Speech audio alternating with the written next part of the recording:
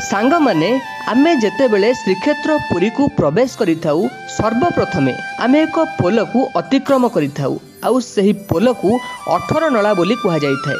18 नलारू श्रीमंदिर शिखर रे उड़ुथिबा पतितपावन बाना एवं नीलचक्र स्पष्ट भावे देखा जाय थाए। किंतु सांग माने एही पोलर नाम 18 नला काहेकि रखागला, एही पोल को किए एवं काहेकि निर्माण करिथिले, एही पोल को बनाया पई कोन सतरे 18 जनक बलि दिया जायथिला।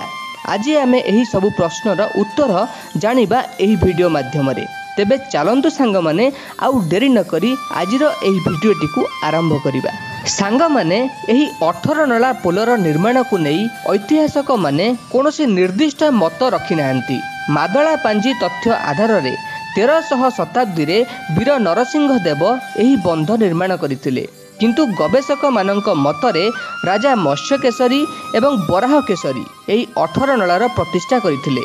केतेक ऐतिहासिक मानक मतरे पूर्वे मालिनी नामक एक नदी पुरी को दुई भाग करी समुद्र रे मिसुथिला। यार एक शाखा नदी पुरीर पश्चिम दिग को प्रवाहित हेउथिला, जहाँ पुरी को बाह्य जगतरू विच्छिन्न करी रखुथिला। यात्री मानक यातायातर समस्या को दूर करिया पई गंग वंशर राजा द्वितीय नरसिंह देव एही नदी उपरे 18 नला कराइथिले।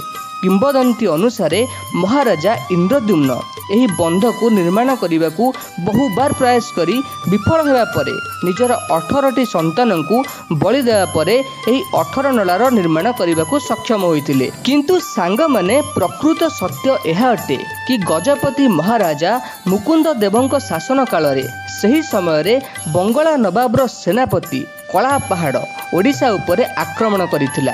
रणपुर राजा पद्मनाभ सिंह नरेंद्रंक 18 पुत्रंक मध्यरु 17 जन जगन्नाथ मंदिर को तथा ओडिशा को मुसलमान आक्रमणरू रक्षा करिया पई कला पहाड़ सह बहुत संघर्ष बा युद्ध करिथिले।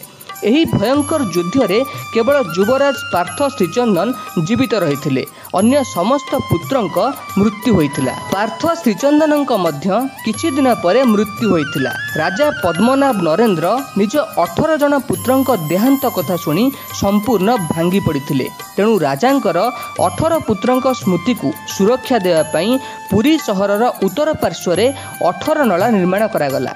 रणपुर राज्यर एही 18 राजकुमारंक स्मृति रे निर्मित एही स्मारकी ए पर्यंत 18 नला रूपरे ख्याति अर्जन करिछि। केवल सेतिकि नुहे सांग माने पुत्र मानकर मृत्यु परे रणपुर राजा पद्मनाभ सिंह नरेंद्र 18 नला व्यतीत एही अनन्य पुरुषोत्तम क्षेत्र पाई मध्य अनेक जनहितकर कार्य करिथिले। नरेंद्र पुष्करिणी बा चंदन पुष्करिणी मध्य राजांकर एक अवदान अटे। सांग माने 18 नला पोलर कथा कहिबा तो एही पोलरे 19टी खंब रहिथिया बेले पानी जीवा पई 18टी नला रहिछि। एहार लंब 85 मीटर होइथिबा बेले एहार ओसार 11 मीटर अटे। सांग माने आशा करे 18 नला को नहीं आजिर एही वीडियो आपण माननकु भलो लागिथिबो। वीडियोटी इनफॉर्मेटिव लागिथिले वीडियो को लाइक करी चैनल को सब्सक्राइब करने को भूलिबेनी।